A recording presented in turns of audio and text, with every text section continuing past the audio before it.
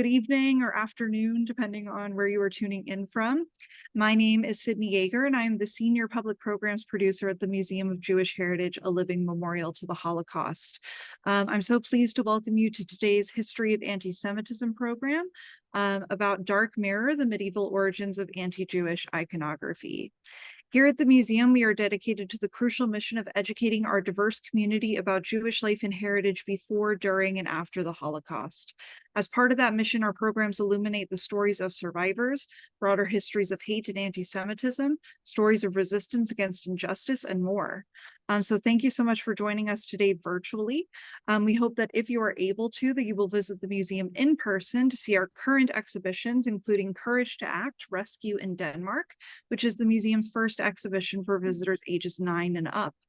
So you can learn more and buy tickets on our website. Closed captions are available on today's program, and instructions on how to turn captions on or off are posted in the chat. If you have questions for our speaker during the program, please put them in the Zoom Q&A box, so not the chat, the Q&A, and we'll get to as many as we can at the end of the hour.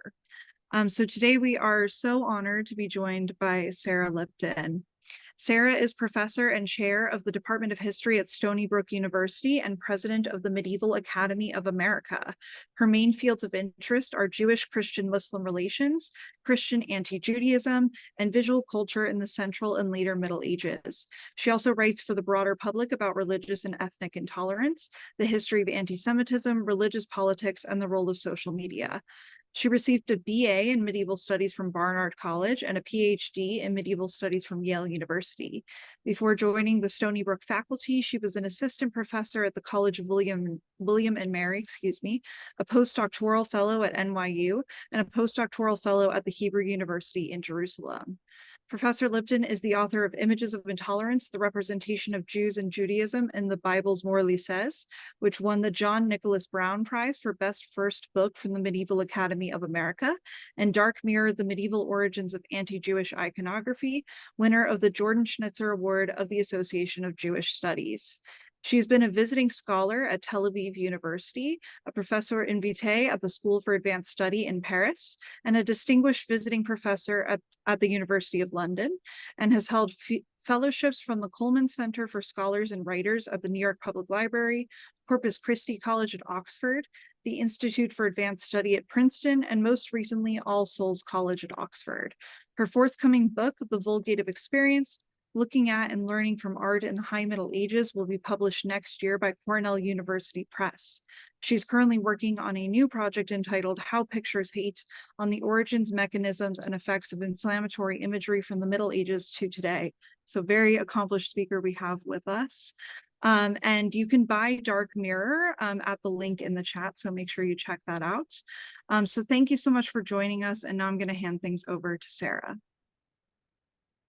Thank you so much, Sydney. It's a pleasure to be here. I always enjoy working with the Museum of Jewish Heritage and meeting, if only virtually, its audiences. I thought today I'm just going to try to talk for only about 35-40 minutes and tell you a little bit about this book that I wrote actually almost 10 years ago now. Although, as Sydney's intro indicates, I have not lost interest in questions of hateful imagery. I thought I'd start out by saying a little bit, why did I write this book, sort of examining the origins of anti-Jewish iconography? Basically, it's because I think everybody is familiar with the fact that there are images of Jews in medieval art that are critical, hostile, ugly, caricatured, exaggerated, etc. This here is a pretty well-known image from a prayer book made in England around the year 1275. It shows Jesus with very dignified small features surrounded by Jewish people. We should interpret them this way. This is Caiaphas, the high priest, with, as you can see, a hooked nose, a grimacing expression, an open mouth, a bit of a scraggly beard. There is a servant of Caiaphas, so an official of the Jewish temple, with a very exaggerated beak nose, etc. So people are largely aware of the fact that anti-Jewish caricature has its origins in the Middle Ages, but that was not always the case. In the early Middle Ages, basically before the 11th century, before the year 1000, Jews in art were not shown as visually different from other people. This is one example out of dozens I could show you of a manuscript painted around the year 980. It's a not dissimilar subject. Instead of Jesus Christ standing in front of Caiaphas alone, Jesus Christ is standing next to Pilate, Pontius Pilate, the Roman governor. But these are Jewish priests here, pontifices. We can assume one of them is supposed to be Caiaphas. And you can see none of them have hooked noses or exaggerated grimaces or distinguishing features of any kind. These are slightly larger versions of these faces. You can see that, in fact, their features are really not particularly different from Jesus's himself.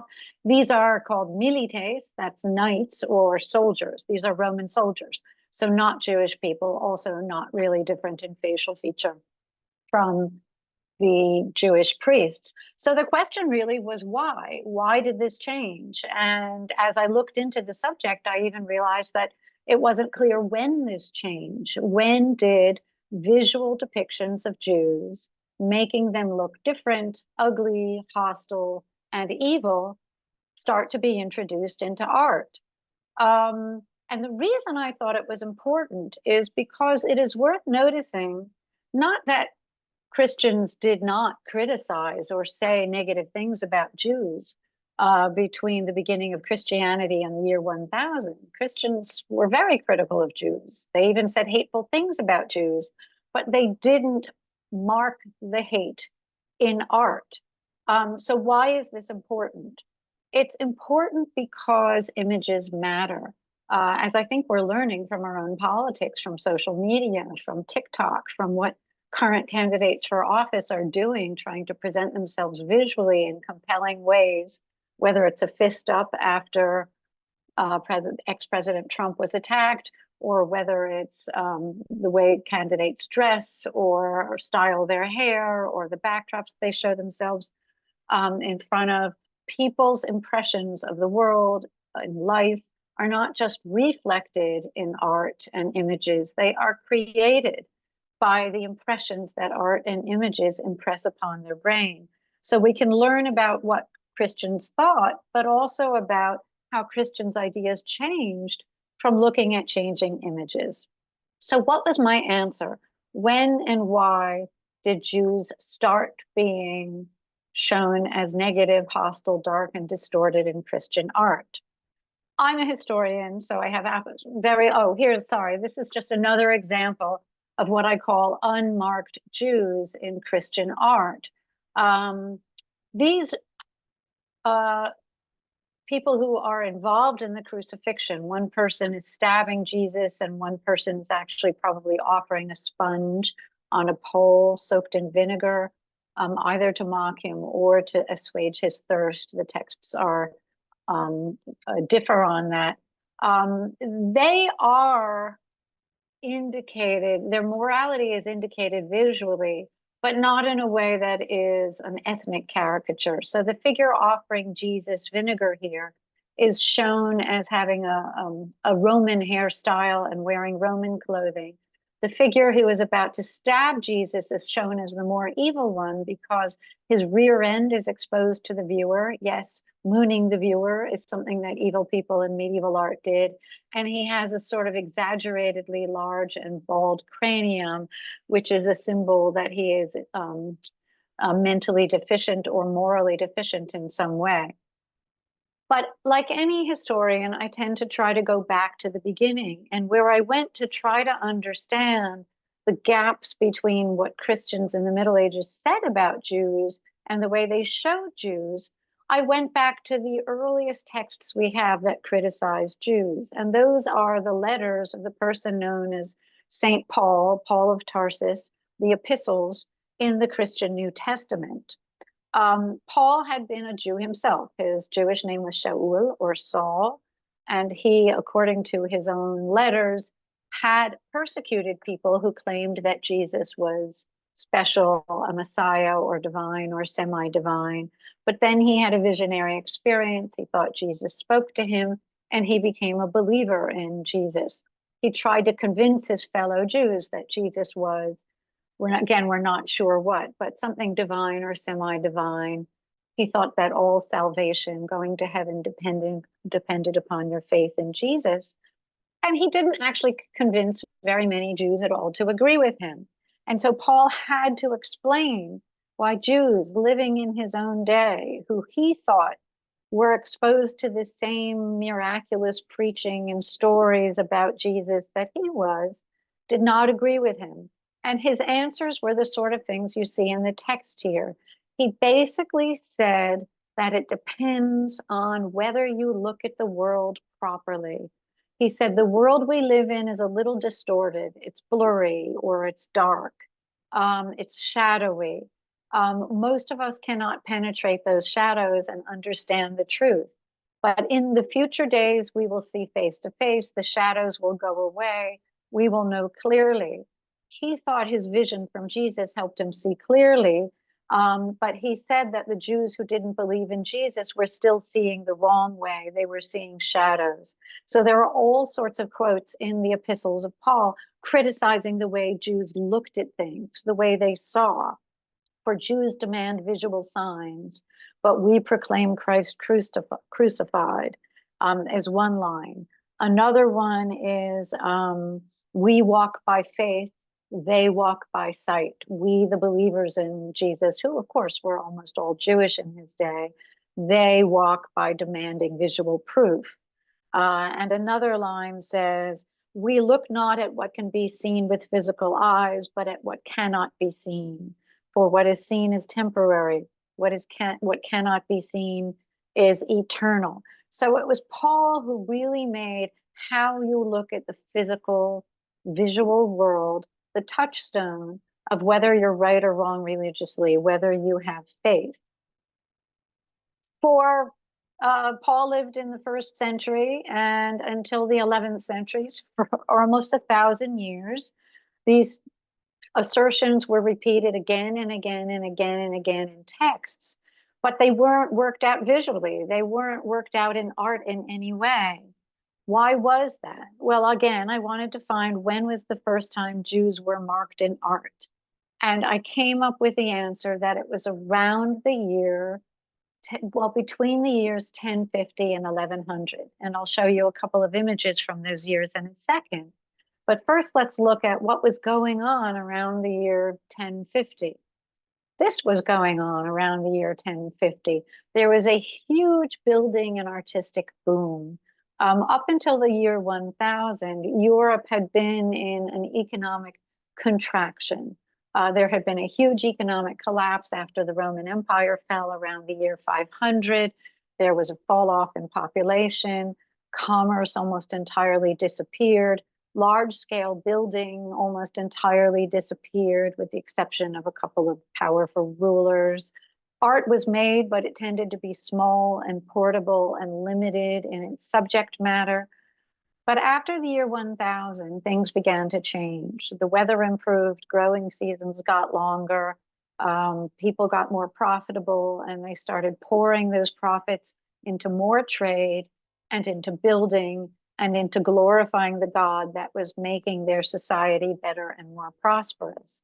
And a big part of what they did with those improving times was not just change the way they thought about their God, and now someone who was helping them and loving them other than punishing them and testing them, but the way they showed their God. There was a big change over, again, the decades of either side of the year 1000. Earlier, if you remember the early image of Jesus, he was alive on the cross. He was crowned. He was a judging king. Around the year 1000, they started showing Jesus as dead or dying on the cross. His crown was thorns. He was human and suffering. And this was a change in the way people thought about Christ. They thought Christ was taking pity on them by improving their lives. And in turn, he wanted them to take pity on him, to acknowledge his suffering, acknowledge that he had died for their sins. That, of course, is a basic Christian tenet, which Jews never espoused, but Christians insisted on. And the whole focus of Christianity became shifted to glorifying God through architecture and art, but also loving God through gazing at God with compassion and with eyes of emotion, with the eyes of the heart, Christian writers said. It is around the same time, you'll see a few decades after the building of the big cathedral I showed you, that we first see special symbols devised and assigned to, I will call them Judaic rather than strictly Jewish characters, to prophets, to Old Testament prophets. A host of monuments and manuscripts start showing Hebrew prophets from the Old Testament wearing pointed hats. Why is this? What is this about? Well, in this image, the pointed hat doesn't say that he's a Jewish person, and it doesn't say that this is the kind of hat that Jews wore. It says this is somebody who has ancient and Eastern knowledge and authority. That's what the pointed hat meant to Christians around the year 1000. They were used to seeing things like Egyptian carvings that showed the pharaohs in tall pointed hats, Persian carvings that showed Persian high priests wearing tall pointed hats. So to them, a tall pointed hat meant ancient wisdom and knowledge and authority. Now, why are they emphasizing that Hebrew prophets had knowledge and authority? The scroll that the Hebrew prophet is carrying gives you an idea. It's because they were looking to the Old Testament to tell them it's okay to build glorious big temples, or in this case, cathedrals. It's okay to have gorgeous, shiny objects in the temple or cathedral, because Jews had that in the Old Testament. When anything new was introduced in the Middle Ages, people tended to get a little nervous. They were suspicious of innovation. They believed in tradition. And these big, beautiful buildings going up and the new elaborately decorated objects and images and manuscripts that Christians were created make people uncomfortable. We have people saying, are we supposed to be looking at images of Jesus so intently? Are we supposed to be festooning our cathedrals with pictures? And so clerics went back to the Bible, their source for everything, and saw that, yes, in the Old Testament, the temple was gorgeous. Yes, in the Old Testament, the prophet said it was okay to, for example, raise up a brazen serpent, a serpent made out of brass, and put it on a pole, as was done by Moses in Numbers. And so here, this is not a negative sign, but it is a sign saying, pay attention to the fact that Jews or Judaicness is ancient. It has some wisdom, but we're also doing things differently. Instead of a temple, we're a cathedral. Instead of bearded, outdated old men, we are younger, new Israelites, is what Christians tended to call themselves. This is another example of that very respectful new attention to what prophets said about vision. This is an altar that a traveling cleric could carry around with himself. It's like a little table where he could put the consecrated wafer for the mass service. And all around the sides, there are Hebrew prophets. And every last one of these Hebrew prophets is carrying a scroll talking about vision. It's okay to look and you will see. It's okay to make art and you will know. So in a way, these artists and the clerics who commissioned these artists are not exactly arguing with Paul, St. Paul. They're saying, yes, but. Yes, we don't walk by sight, we walk by faith, but it's okay to use sight to buttress our faith, to inform our faith, to strengthen our faith. And here is an inscription on the same portable altar that really cites the 12 great Hebrew prophets. They bear witness that the words of their prophecy are not wrong. They foretold Christ would come in the flesh and be something visible. And if Christ was visible, that means visible things are okay as long as we look at them properly.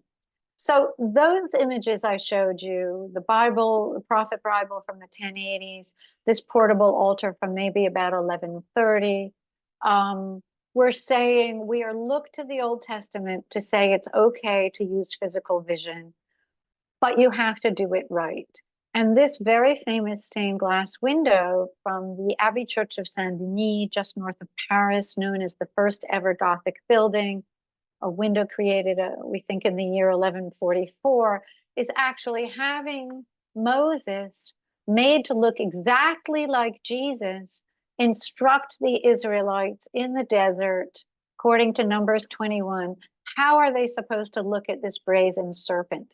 And what's interesting is he's telling them, you look up, you look high. And he's pointing actually not at the brazen serpent exactly. He's pointing at, it's hard to see here, but a crucifix with the body of Jesus coming out of it, sort of in the shadow.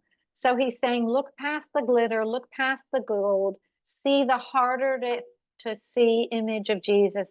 That's how you look properly. That's how physical things lead you to faith. In this image, these are the Israelites who had been bitten by serpents in the desert and poisoned and died, and who, according to God's instructions, were brought back to life when Moses made this brazen serpent. But the inscription on this image suggests that not all Jewish people or Hebrew people were considered to be quite so, open to being saved as the ancient Israelites were, because it says, just as the brazen serpent defeated all of the poisonous serpents and they're here on the ground writhing in death, so Christ will slay all of his enemies. And we're left wondering, who are Christ's enemies exactly? They're not shown, but as the Middle Ages moves on, Christian art will start to show Christ's enemies more vividly, in a more symbolically clear way, and you can probably guess who they're going to be. Here is one way that Christian artists exemplified this saying of St. Paul's, they, the Jews, walk by sight, we, the Christians, walk by faith.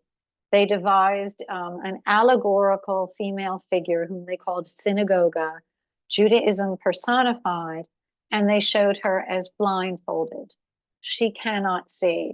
Across the doorway from this beautiful synagogue from the Cathedral of Strasbourg in eastern France is her counterpart, the Christian version, Ecclesia, church personified, who of course can see and is holding up a chalice and is crowned as the Queen of Heaven. But synagogue is not the same thing as Jewish people. What we do start seeing in the 1170s, and I can really pinpoint it very closely to around the year 1165, 1170, Christian artists start showing bad Jews looking visibly bad in pretty standard ways. So here are Jews who, according to a line in the Gospels of John, attempt to stone Christ to death for violating the Sabbath. You can see they are drawn in profile.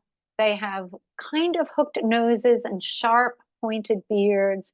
This one is opening his mouth and spitting at Jesus. This one has his mouth open and is either spitting or yelling or grimacing. Over here, from a container for the Eucharistic wafers, is a Jew illustrating a legend that had been written down quite a bit earlier, but only started being illustrated in the 1170s. It was said that one Jew was so disgusted with Jesus that as Jesus was made to carry his cross on the way to the site where he would be crucified, the Jew slapped him in the face. So this is the Jew slapping Jesus in the face, and you can see he's shown in profile view with a bulbous nose, a pointed hat, not that dissimilar from the ones that in earlier decades had been shown only on prophets and not on actual more modern Jews.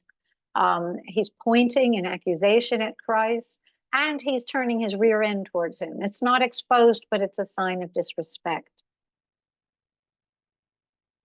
The nose became really, together with the hat and the pointed beard, but even more than the hat and the pointed beard, the primary way that Christian artists tried to show that Jews were bad that they were hostile, that they were bestial, animal-like, but also that they were looking the wrong way, that they were all of these bad things, because when they looked at Jesus or images of Jesus, they could not recognize his divinity. And so what's important here is we have three Jewish people marked as Jews by their hats and their beards on one side of Jesus. Two of them are looking at Jesus. They do not have distorted features. One of them is pointing and handing a nail to the executioner. So he's obviously not a good figure, but his nose is not distorted. The other one is stroking or pulling his beard. He seems to be saying, and it looks like he's not sure whether it's a good idea to be crucifying Jesus or not. The one who has the distorted nose, and I tried to blow it up for you a bit here so you could see a clear bend or hook, is the one who's looking in the wrong direction. And that is the message that the viewers of this object are supposed to take away, that this Jew is particularly bestial, not because he's born Jewish, not because he's ethnically Jewish, but because he's looking the wrong way and refusing to see Jesus at all. From the same decade, again, roughly 1166, just to show you the contrast, how time has changed, and really only, I think, about 22 years, 22 years, but they are 22 significant years. We have another image of the raising of the brazen serpent from the Numbers, the book of Numbers in the Old Testament. Down here, we have a scene, the same scene that I showed you before. This is Moses right here, not looking like Jesus, but looking more like the Moses we would expect, a dignified, gray-haired, gray-bearded prophet. He has lifted up a serpent on a pole of some kind, although this time it's sort of a more realistic snake that's hanged, which is odd. These are the Israelites right here. Have they been brought back to life, or are they about to be killed? I tend to think they're almost the visualization of those enemies whom Christ will slay, referred to in the inscription from the earlier stained glass, because they are in the process of being bitten by snakes. And this scroll right here is a quote from the Gospel of Matthew, in which the Jewish crowd says, "Go ahead and crucify Jesus. Let his blood be on our heads and the heads of all of our descendants." So these are not Jews who are looking and being saved. These are Jews who are looking the wrong way, and we know that because of these distorted noses right here, and being poisoned by their lack of faith. Also striking up here are two Jews engaged in the execution of Christ. This is the man stabbing Jesus with a spear. He has an overly large nose and a dark pointed beard. This is the man offering vinegar to Jesus. He's clearly not a good guy. He has a hooked nose and a scraggly beard, but if that were not indication enough, he's riding on the wing of a dragon.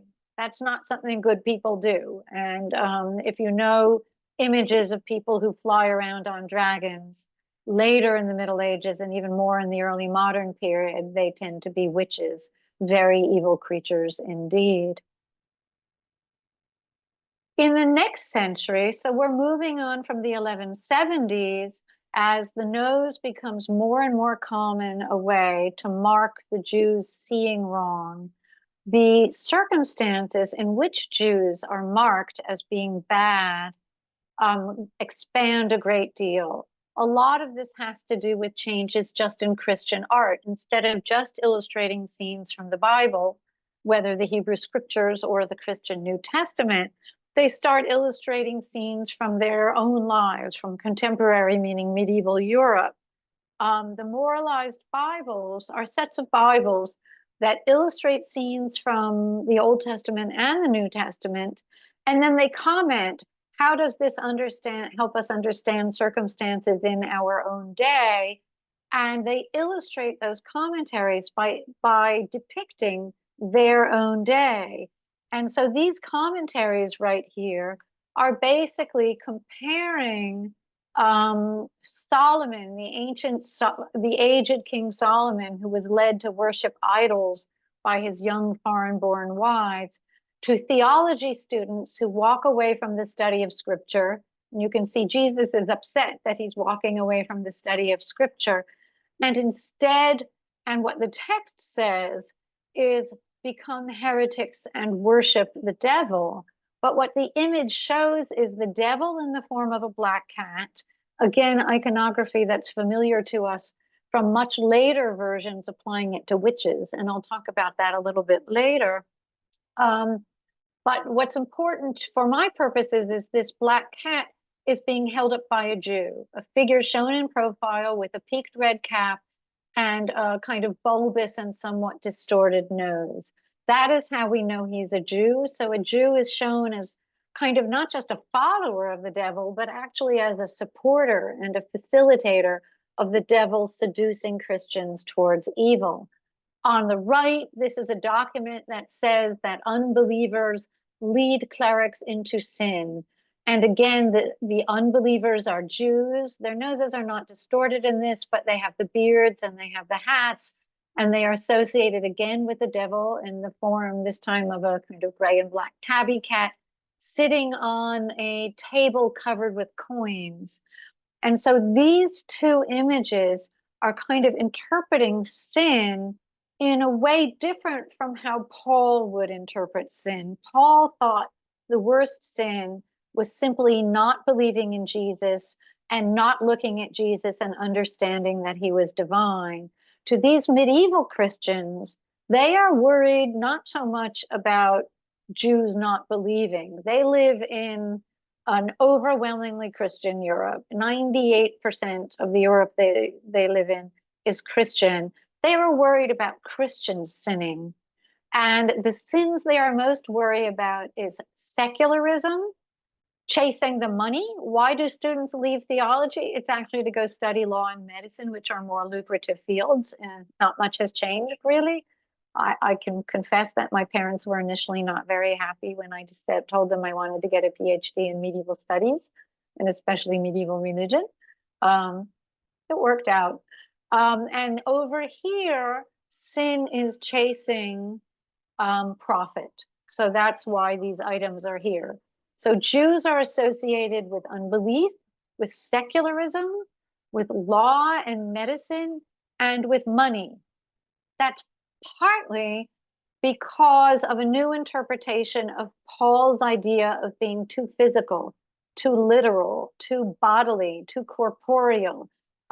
Money is things, wealth is things, and Christians aren't supposed to care about physical things so much. But it's also partly because of how society is changing. As I mentioned, people got more prosperous after the year 1000. And when I say people, I mean mostly Christian people. Some Jewish people, sure. Some Jewish people go into trade. Eventually, some of the Jewish people who went into trade also went into money lending. But the real problem, as far as the people who made these Bibles in 1225, was not so much that there were Jewish traders and money lenders as that there were Christian traders and money lenders. They thought Christians were losing their spirituality and becoming too fixated on wealth and physical comfort and luxury. And in order to discourage them from doing that, they showed images of the worst visually identifiable people they could think of. And by 1225, they had a template for that. They had Jews with beards, with hats, with bulbous noses. Eventually, after seeing so many of these images in art, the nose, instead of being just symbolic of you are too physical, you are too corporeal, you are looking more like an animal than like a person, this became simply associated with Jews. And as I wrote in an article that actually went a little viral, much to my surprise, that is the origin of the invention of the Jewish nose. Sometimes people push back against this. Even Jewish people push back. What do you mean the invention of the Jewish nose? It's true that Jewish people have noses a little bit like this. And what I would respond is some Jewish people have noses a little bit like this. Some non-Jewish people have noses a little bit like this. Some Jewish people don't have noses a little bit like this. There might have been a strain of Jewish families, especially in Germanic speaking lands, that had kind of a family resemblance of a certain hooked nose that might have given a couple of early artists in the 1160s and 70s the idea that's a way to show Jews, but it's certainly not reflecting that this is what Jews as a people look like. However, after 150 years of seeing Jews in art shown that way, people started to think, yeah, that's what Jews look like. And they realized they don't even need the pointed hat. They don't need the scroll to make people realize, oh, I'm talking about a Jew here. They just need this Jewish face, the caricatured Jewish face with a bump in the nose, with a pointed beard, with a kind of noticeable mouth, sometimes with larger than normal ears. This is an illustration to Psalm 52 as it's numbered in the Latin Vulgate, not in the Hebrew scriptures. But the opening line says, "The fool saith in his heart, there is no God." And clearly this image is telling us the fool is a Jewish fool. However, it's never quite that simple. All of the images I've shown you have some Jews that don't have that kind of nose. They also occasionally have figures that do have the so-called Jewish nose who are not Jewish. So it's a little bit more complicated than just, oh, they decided they hated the Jews and they showed ugly Jews. What they decided was that we are going to impose on Jews certain qualities, being too literal, being too physical, being blind to spiritual things, being too attached to luxury, too attached to money. And we're going to remind our Christian viewers that anybody can be like that. So this is another image from the manuscript of the same fool I just showed you. It's from the calendar page, and it shows a two-headed figure. This is a visualization of the Roman god Janus, who had one head looking to the past year and one head looking to the future year. And both of these heads are that so-called Jewish face. But there's no reason to think that you're supposed to think this is a Jew. What you're supposed to think, if you're a Jewish person praying with this prayer book, is, oh, last year had some luxury in it. This coming year has some luxury in it. Don't let me be like a Jew and get too attached to luxury. And if you're a little skeptical at my reading, let me show you one more picture from that manuscript. This is what we call a marginal figure or a grotesque, with that same Jewish, in scare quotes, face, but he is wearing a bishop's mitre. Because one of the main differences between Christian critics of so-called Jewish qualities, or Christian authors of what I call anti-Jewish art and anti-Jewish texts, and I call them anti-Jewish rather than anti-Semitic because, again, I don't think these particular artists and authors were saying this is a racial trait. It will become a racial accusation. I don't think yet in 1340 that was the case. I think they dressed this face in the hat of a bishop, because the big difference, again, between these Christian anti-Jewish writers and artists and, for example, modern day anti-Semites, is they were not glorifying in Christians being the superior race or perfect or the Übermenschen. Christian clerics were as critical of Christian people and their liability to sin as they were critical of non-Christians. They often said that it was even worse for a Christian to sin in, in being greedy or luxurious or lustful than for a non-Christian, because Christians ought to know better. It was Catholic theology that all humankind was born with original sin. All humans were sinful, and only the most rare saints managed to die without being in a state of sin. So Christian imagery is self-critical.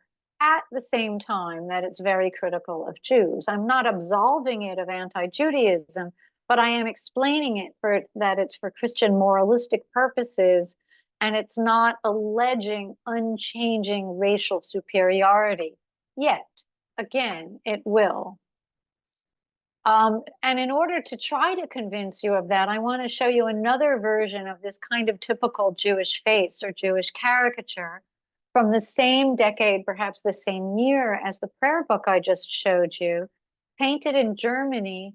This is an illustration from a history book of the Holy Roman Emperor Henry VII entering the city of Rome and receiving a scroll of the law, meaning a Torah scroll, from the leader of the Jewish community in Rome. This is actually a factual illustration. This was the actual ceremony of an emperor entering Rome. This was a tradition that was done. The Jewish community of Rome was the first group in the parade to welcome the Christians to the Christian emperor to Rome. And that was a great honor. This was not a punishment for them. They are not denigrating Jews. It was an honor because it recognized that St. Peter was the first bishop of Rome. That's what they believed St. Peter was. And that St. Peter was a Jew. And they're recognizing that the Jewish community of Rome was the longest continuing unbroken religious community in Rome. So they show this Jew not to caricature him in a bad way, but to show this is physical continuity. They're showing his physicality, but here not a sinful physicality, but a respectable, ancient, traditional, genetic connection to the past of St. Peter. Some of you might have noticed that I haven't shown you any Jewish women. So very quickly, the second to last chapter in my book is called Where Are the Jewish Women? And I had to look hard for them. And for almost all of the images I've shown you, made in the 11th century, the 12th century, the 13th century, the 14th century, I can find women who must be construed as either Hebrew or Judaic or Jewish, but you can't tell by looking at them. So just as one example, this is Salome, a really bad Jewish figure from the Christian New Testament, who was supposed to have been the one who insisted that the head of John the Baptist be cut off. So, you know, a wicked Jewess, as Christians would have seen her. But there's nothing wicked looking about her. She's got beautiful, in Christian views, curled golden hair, an elegant dress, a high forehead, which is how Christians like their women.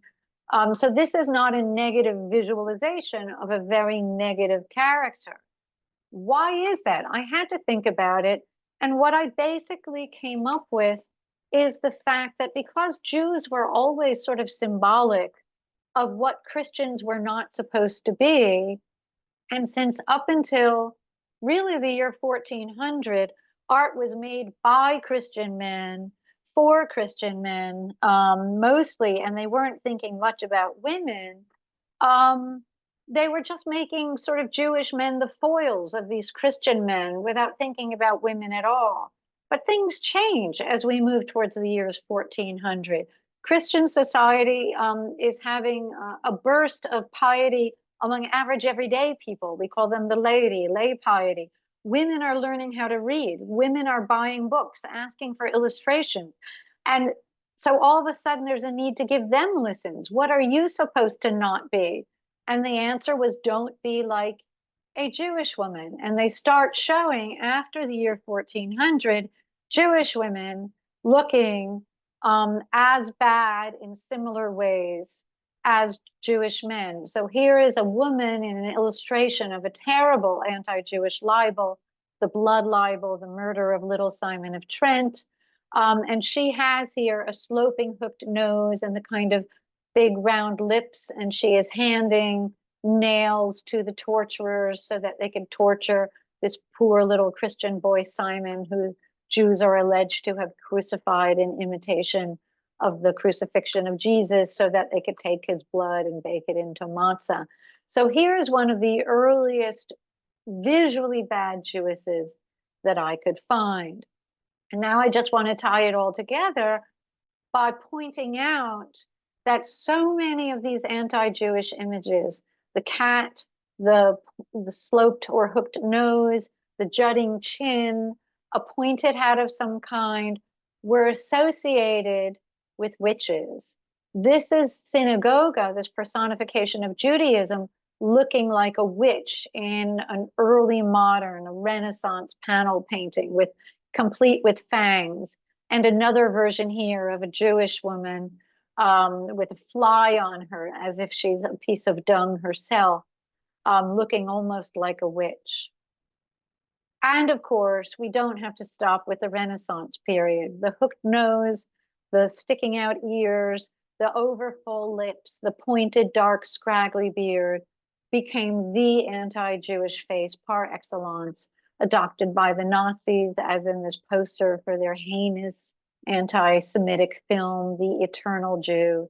The Nazis, of course, not worrying at all about how Jews look at the world or being not spiritual enough. The Nazis now morphing these abstract qualities that the Jew personified into racial qualities that the Jews had no choice but to embody. And of course, it didn't stop with the Nazis either.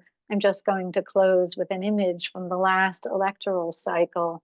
I think this was in 2020, a candidate for Congress from Virginia who happened to be Jewish was excoriated in leaflets created by his opponent as raising the cost of living, as kind of rubbing his hands together, almost like Fagin in front of a pile of coins, and with a digitally altered hooked nose.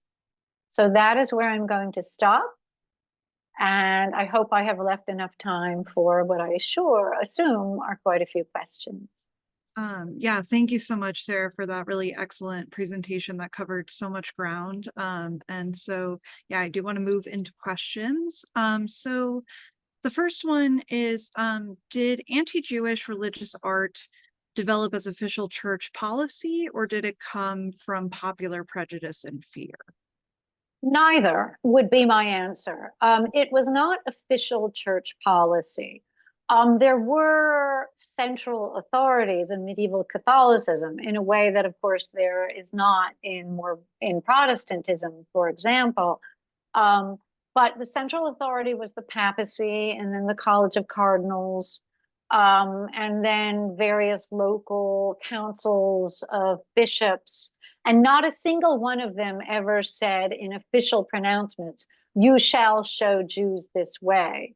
But it was definitely not responding to popular sentiment. I actually argue in my book that one of the reasons that the clerics who commissioned pretty much all of the artworks I showed you were commissioned by clerics, and the artists worked under the direction of clerics, is because the clerics were worried that average everyday people were in fact not really anti-Jewish enough, or at least we're not worried about not being Jew-like enough.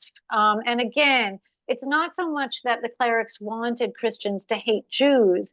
They wanted Christians to hate Jew qualities that this art made Jews symbolize, not looking in a spiritual way, caring too much about money, caring too much about secular things.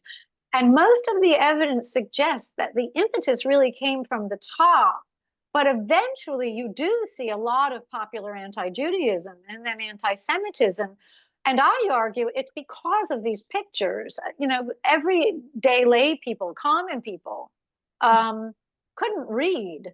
Or if they read, you know, very minor things. They didn't read elaborate anti-Jewish treatises, but they all saw these pictures. And so really the main argument of my book is that art matters, that images create history. They don't just illustrate history, they make history in very dangerous ways. And I should say that's the reason I'm writing the book that I'm working on now, How Pictures Hate, because I really want to warn modern people, be careful about your emotional response to the images that you see, whether it's in artworks or on social media or on television or somewhere else, because they're manipulating you. They're manipulating your feelings. They're manipulating your reactions. They're working on kind of built-in assumptions that you don't even know you have. So be careful is my warning.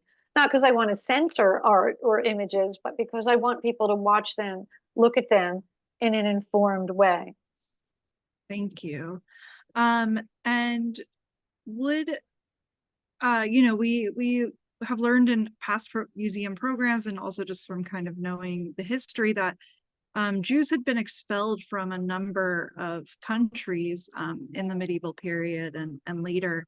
So would many people who were viewing these images even have ever met a Jewish person, or? Often no. Often no. Jews were expelled. The first expulsion from a large scale area was, and I don't think this is coincidental, by the way, was from the area around Paris. It's called the Ile-de-France. It was basically the whole territory that the rather weak King of France at the time controlled. And that was the year in 1180. And remember, that's just about 15 years after the really nasty Jewish faces start being shown. So this king would definitely have seen Jews. There were Jews living in the region of Paris, but he also would have seen these artworks.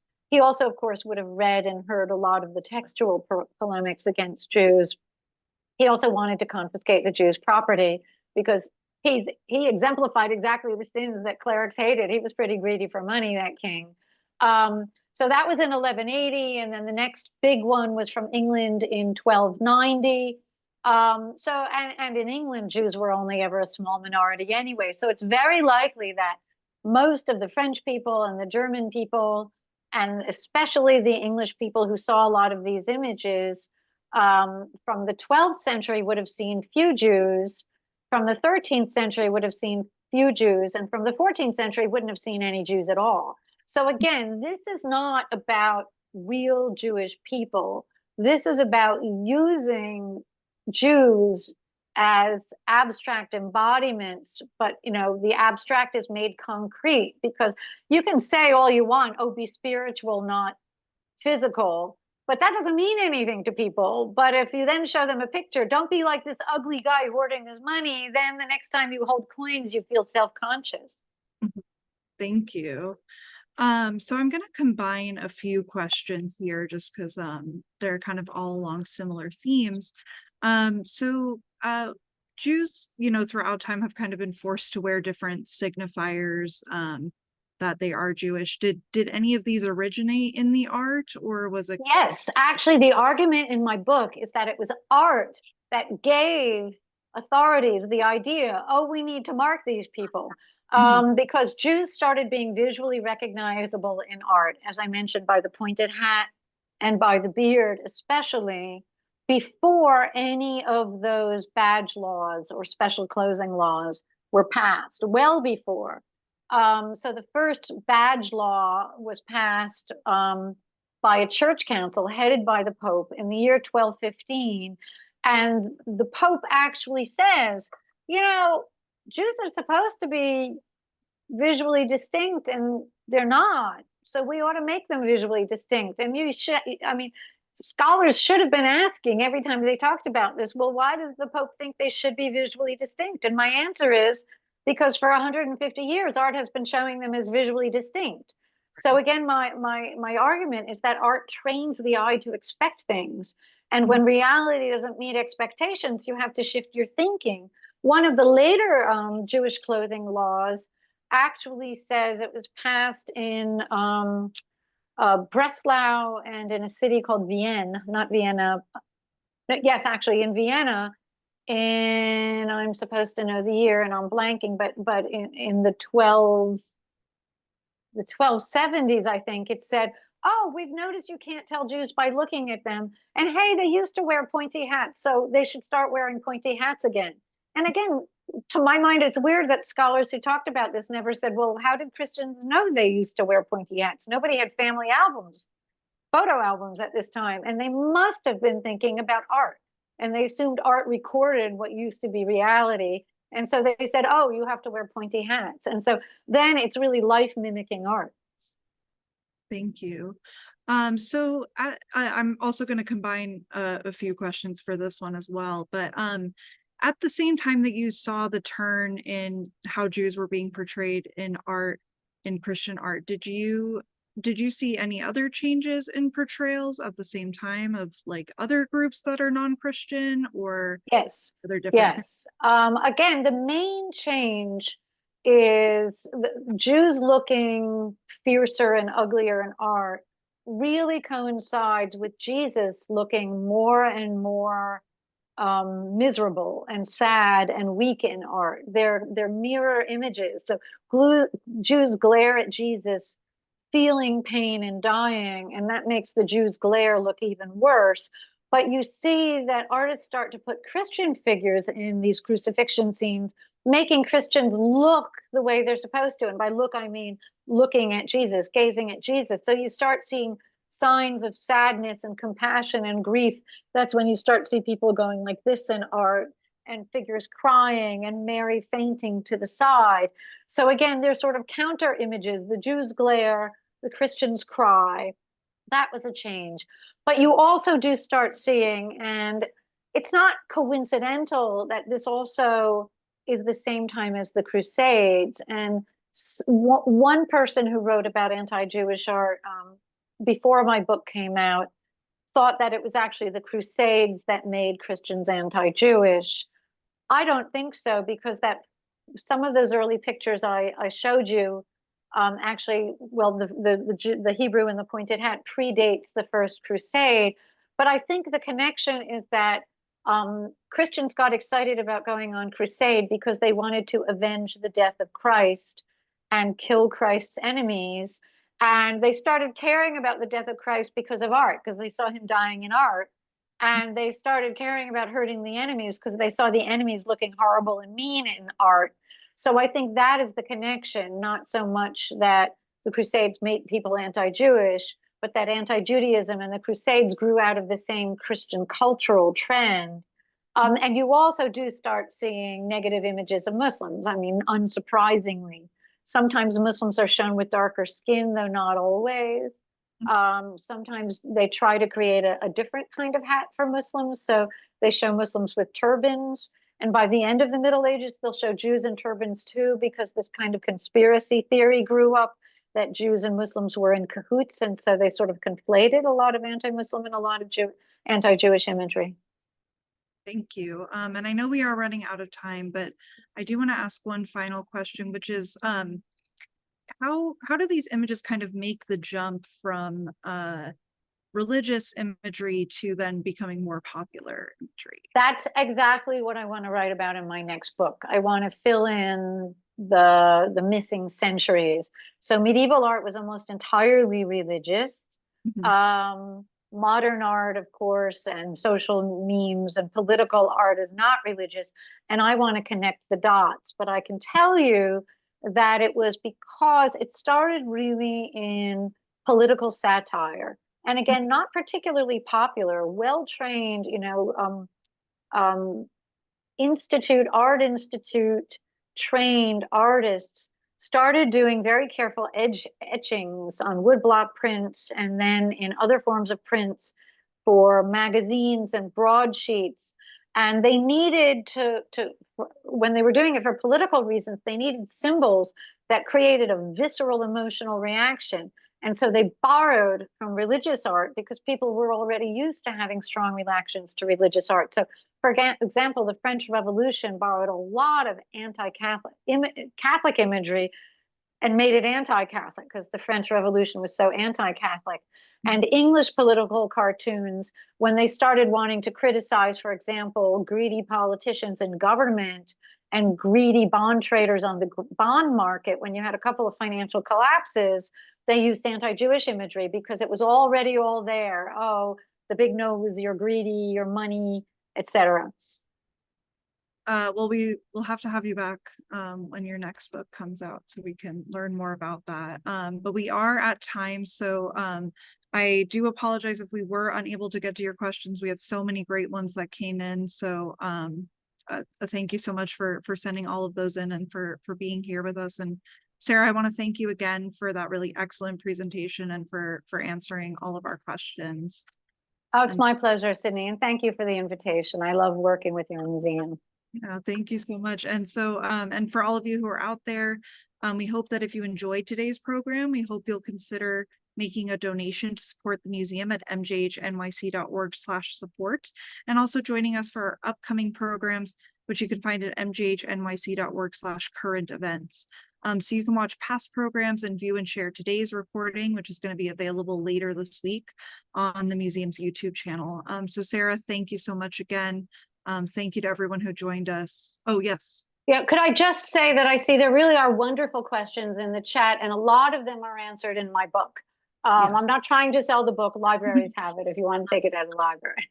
Sure. Yes. Well, I will highly recommend that you buy Dark Mirror, which you can do at the link in the chat again.